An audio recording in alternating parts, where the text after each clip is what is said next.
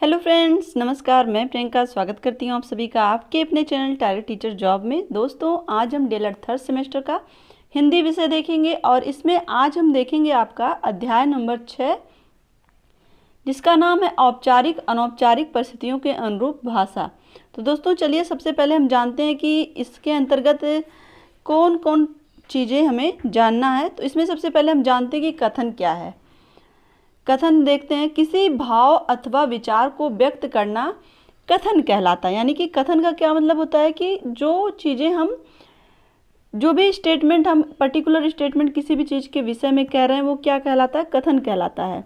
अपने भाषा व्यवहार में हृदय से उठने वाले भावों को कथनों द्वारा व्यक्त किया जाता है। हमारे अंदर जो भी विचार आते हैं किसी भी पर्टिकुलर थिंग्स के प्रति या जो भी चीज़ें या कोई भी बातचीत हम कर रहे हैं तो वो हम अपने विचारों के माध्यम से, अपने कथनों के माध्यम से व्यक्त करते हैं। कथनों को मुख्य रूप से दो भागों में विभक्त किया जा सकता है। पहला क्या है, औपचारिक कथन, और दूसरा है अनौपचारिक कथन। क्लियर दोस्तों, यहाँ पर इस चैप्टर के अंतर्गत औपचारिक और अनौपचारिक कथन ये आपके एग्जाम में पूछे हुए क्वेश्चन है, इसलिए इसको पढ़ाना बहुत ही ज़्यादा आवश्यक था। तो यहाँ पर 2016 में पूछा हुआ क्वेश्चन था कि अनौपचारिक भाषा से क्या तात्पर्य है और अनौपचारिक स्थल और किस भाषा का स्वरूप अनिश्चित होता है। तो ये सारी चीज़ें आपके एग्जाम में पूछी हुई थी। तो चलिए देखते हैं यहाँ पे अनौपचारिक और औपचारिक कथन के विषय में। औपचारिक कथन औपचारिक अवसरों पर शिष्टाचार के रूप में जिस भाषा का अथवा जिन शब्दों का प्रयोग किया जाता है उन्हें औपचारिक कथन कहते हैं। क्लियर, यानी कि जो भी औपचारिक अवसर होते हैं जहां पर हमें शिष्टाचार के माध्यम से अपनी भाषा को व्यक्त करना होता है वो क्या होता है, वो हमारे द्वारा व्यक्त किया जो भी कथन होता है वो औपचारिक कथन होता है। क्लियर, जैसे सम्मान सूचक शब्द पूज्य, पूज्यनीय, मान्य, मान्यवर, माननीय, आदरणीय, श्रद्धेय तथा महोदया और महोदय। तो ये सारे सम्मान सूचक जो शब्द होते हैं इन शब्दों का प्रयोग हम औपचारिक भाषा में करते हैं। क्लियर, यहाँ पे देखिए आशीर्वाद सूचक कौन कौन से हैं, सुखी रहो, सौभाग्यवती रहो, चिरंजीव रहो, दीर्घायु हो, प्रसन्न रहो। तो ये सब क्या है, ये औपचारिक रूप से आशीर्वाद सूचक शब्द हैं। क्लियर, आगे हम चलते हैं। इस प्रकार के शब्द औपचारिक कथन माने जाते हैं। इनके पीछे नैतिक व्यवस्था होती है। कुछ विशेष अवसरों पर सामाजिक व्यवहार की दृष्टि से औपचारिक कथन आवश्यक होते हैं। दोस्तों यहाँ पर देखिए, ये जो औपचारिक शब्द होते हैं यहाँ पर एक व्यवस्था, एक तरह से नैतिक व्यवस्था यहाँ पे कहा गया है कि उस नैतिक व्यवस्था होती है कि इसे इस तरह के वर्ड्स का प्रयोग हमें करना होता है, क्योंकि यहाँ पर हम औपचारिक रूप से चीज़ों को देखते, सुनते और समझते हैं और अपने विचारों को व्यक्त करते हैं। क्लियर, अब हम जानते हैं कि अनौपचारिक कथन क्या होता है। कुछ शब्द परस्पर बोलचाल में सामान्य रूप से प्रयोग किए जाते हैं, उनके पीछे कोई व्यवस्था अथवा दिखावा नहीं होता है, उनको औपचारिक कथन कहा जाता है। तो दोस्तों यहाँ पर देखिए, परस्पर बोलचाल की भाषा में या जिससे हम बहुत ही ज़्यादा फैमिलियर होते हैं उससे हम अनौपचारिक रूप से बातचीत करते हैं। वहाँ पर हमारे लिए कोई व्यवस्था नहीं होती, कोई दिखावा नहीं होता है। इन कथनों के अंतर्गत हम अपने मन की इच्छा दूसरों के समक्ष प्रस्तुत करते हैं। यहाँ पर देखिए ये सारी चीज़ें ध्यान देने योग्य हैं कि यहाँ पर हम अपने विचारों को तो व्यक्त करते हैं, हम अपने मन की इच्छाओं को भी व्यक्त करते हैं। क्लियर, तथा उनकी भावनाओं को हम उनके शब्दों में ग्रहण करते हैं। यानी कि यहाँ पर जो भी अनौपचारिक रूप से जो बातचीत होती है हम एक दूसरे की भावनाओं को भी समझते हैं, इच्छाओं को भी समझते हैं। क्लियर, इस प्रकार के वाक्यों के आगे तथा पीछे कोई नैतिक बल प्रयुक्त नहीं किया जाता है और ना ही किसी प्रकार का दिखावटी सम्मान महसूस प्रदान किया जाता है। तो दोस्तों यहाँ पर देखिए किसी भी तरह का नैतिक व्यवस्था नहीं होती। यहाँ पर आपको अपने शब्दों को बहुत सोच समझ करके नहीं बोलना होता है, क्योंकि यहाँ पर आप बिल्कुल जिससे बातचीत करते हैं अनौपचारिक रूप से वहाँ पर आप बिल्कुल फ्रैंक होते हैं। क्लियर, अनौपचारिक कथन वे कथन होते हैं जो व्यक्ति अपनी स्वेच्छा से अपने शब्दों का प्रयोग करता है। यहाँ पर आप अपने शब्दों को अपनी स्वेच्छा से प्रयोग कर रहे हैं। यहाँ पर आपको किस तरह की नैतिक व्यवस्था नहीं है कि मुझे इस तरह के सम्मान सूचक शब्दों का ही प्रयोग करना है, मुझे एकदम अच्छे से ही बातचीत करनी है, कहीं पर हमारे द्वारा किसी भी तरह के अपशब्द या फिर ऐसा नहीं है कि आप अनौपचारिक में अपशब्द का प्रयोग करते हैं, लेकिन फिर भी आप अनौपचारिक में अपनी इच्छाओं को व्यक्त करने में, अपनी भावनाओं को व्यक्त करने में बिल्कुल खुले मन से स्पष्ट रूप से बातचीत करते हैं। लेकिन यहाँ पर आपको एक मापदंड तय कर दे दिया जाता है कि आप इसी के अनुरूप ही अपने शब्दों का प्रयोग करेंगे। क्लियर? चलिए आगे देखते हैं। अनौपचारिक तथा औपचारिक कथन में क्या अंतर होते हैं, चलिए देखते हैं। यहाँ पे देखिए औपचारिक और अनौपचारिक दिया है। तो औपचारिक क्या कथन होते हैं? औपचारिक कथन दोस्तों, जब आप इसके अंतर को समझ लेंगे तो आपको दोनों में डिफरेंस बहुत अच्छे से समझ में आ जाएगा।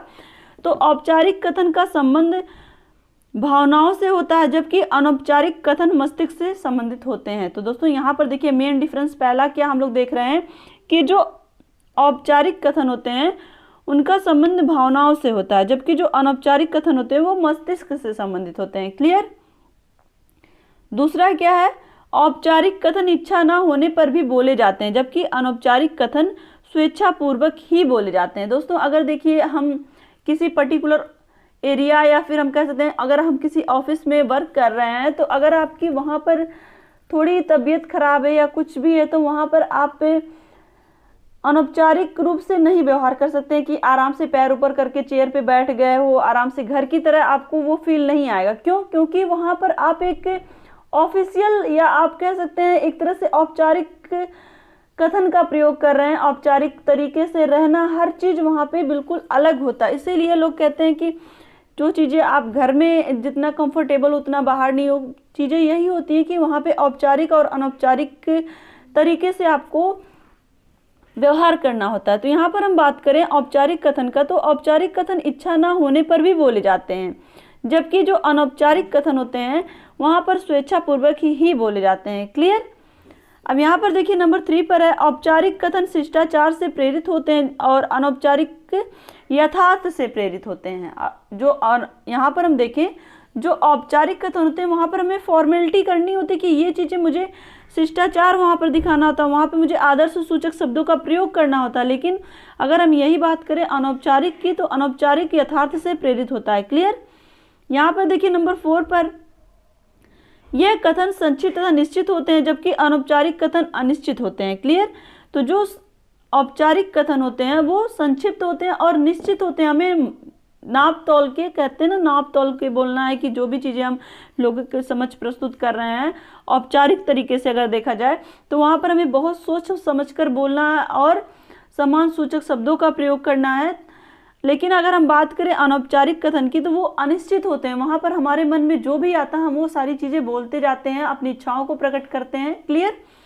अब यहाँ पर हम देखें नंबर 5 पर है, औपचारिक कथन परिस्थिति की सीमा से बंधे होने के साथ साथ इसके पीछे नैतिक व्यवस्था होती है। यहाँ पर देखिए इसके पहले हम लोगों ने देखा कि जो औपचारिक कथन होते हैं उनमें नैतिक व्यवस्था होती है कि वहाँ पर आपको सम्मान सूचक शब्दों का प्रयोग करना है। अपने जो भी सेंटेंस का यूज आप कर रहे हो बोलने में, वहाँ पर आपको नपे तुल्य शब्दों का ही प्रयोग करना है और साथ ही ऐसा व्यवहार करना है जहाँ पर आपको बिल्कुल घर की तरह व्यवहार नहीं करना है, बल्कि वहाँ पर आपको बाहर जो भी जिस तरह से ऑफिशियल चीज़ें होती हैं उस तरह से आपको रहना है, उस तरह से आपको बातचीत करनी है। और जबकि अगर हम देखें तो अनौपचारिक परिस्थिति से इससे मुक्त होता है, साथ ही यथार्थ पर आधारित होता है। अनौपचारिक में ऐसा कुछ नहीं होता, इसीलिए अनौपचारिक तरीकों में घरेलू संबंध ही आते हैं। अनौपचारिक कथन में घरेलू संबंध के साथ साथ घरेलू वार्तालाप ही आता है। क्लियर? अब हम आगे देखते हैं यहाँ पर है औपचारिक संबंध। औपचारिक संबंध में क्या क्या चीज़ें है, इसके पहले हम लोग देखें औपचारिक कथन। तो औपचारिक कथन और अनौपचारिक कथन कहीं ना कहीं संबंधों से रिलेटेड होता है। तो चलिए देखते हैं कि औपचारिक संबंध क्या है। प्रधानाचार्य, अध्यापक, वृद्धजन, बड़े भाई, बड़ी बहन, ये क्या है? औपचारिक संबंध, जहाँ पे हमें सम्मान सूचक शब्दों का प्रयोग करना हमारी व्यवस्था होती है। क्लियर? अब हम देखते हैं यहाँ पर अनौपचारिक संबंध क्या है। माता पिता, छोटा भाई, छोटी बहन, मित्र, पत्नी। तो यहाँ पर देखिए जो अनौपचारिक संबंध होते हैं इसमें हम अपने भावनाओं को बहुत ही खुले मन से व्यक्त करते हैं और साथ ही यहाँ पर हम अपने विचारों को रखने के लिए स्वतंत्र होते हैं। और साथ ही यहाँ पर अगर हम बात करें, हमारी जो इच्छाएं हैं वो हम खुलकर प्रकट कर पाते हैं। तो ये जो अनौपचारिक कथन संबंध होते हैं, ये इसमें कौन कौन है? इसमें हमारे माता पिता हैं, हमारा छोटा भाई, छोटी बहन, मित्र और पत्नी। अगर हम बात करें बड़े भाई और बड़ी बहन की, तो वो औपचारिक संबंध के अंतर्गत आएंगे। क्लियर? और यहाँ पर अब हम देखते हैं औपचारिक स्थल क्या क्या है।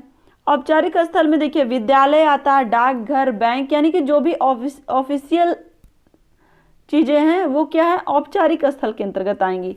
अब यहाँ पर हम देखें अनौपचारिक स्थल क्या क्या है। घर, मंदिर, अस्पताल, ये सब। यहाँ पर हम अपने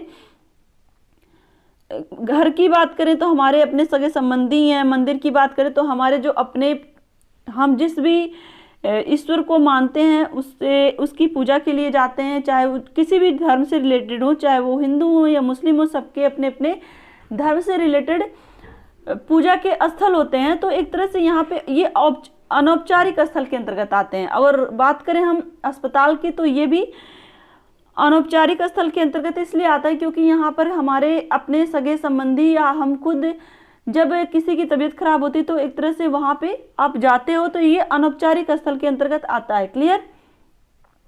अब दोस्तों इससे संबंधित क्वेश्चन किस तरह से देखिए हैं यहाँ पे कि किस भाषा का स्वरूप अनिश्चित होता है।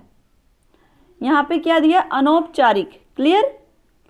अब यहाँ पे देखिए क्वेश्चन दूसरा है कि औपचारिक स्थल है। औपचारिक स्थल, इसके पहले हम लोगों ने देखा कि डाकघर, विद्यालय, ये सब क्या है? औपचारिक स्थल हैं, जहाँ पर ऑफिशियल चीज़, जहाँ पर हम अपने औपचारिक कथन का प्रयोग करते हैं। अब यहाँ पर देखिए अगला क्वेश्चन है कि अनौपचारिक स्थल है। अनौपचारिक स्थल के अंतर्गत हमारा घर, अस्पताल, ये सारी चीज़ें हम लोगों ने देखी, और मंदिर। तो दोस्तों मुझे लगता है कि आपको ये सारी चीज़ें सही से समझ में आ गई होंगी, क्योंकि यहाँ पर आपको बस थोड़ा सा समझने की ज़रूरत है, बहुत ही ज़्यादा कठिन नहीं है। तो आशा करती हूँ कि ये वीडियो आपको अच्छा लगा होगा। वीडियो को लाइक कर दीजिएगा और कमेंट करके हमें ज़रूर बताइएगा कि हमारा ये प्रयास आपको कैसा लगता है। साथ ही अगर आप चैनल पर नए हैं तो प्लीज़ चैनल को सब्सक्राइब करके बेल आइकन बटन को ज़रूर प्रेस कर दीजिएगा, जिससे हमारे सभी वीडियोज़ की नोटिफिकेशन आपको मिल सके। तो इसी तरह से आप अपनी मेहनत जारी रखिए, अपना ध्यान रखिए, अपनों का ध्यान रखिए, अपने आसपास सफाई रखिए। हमसे जुड़ने के लिए थैंक यू सो मच। जय हिंद।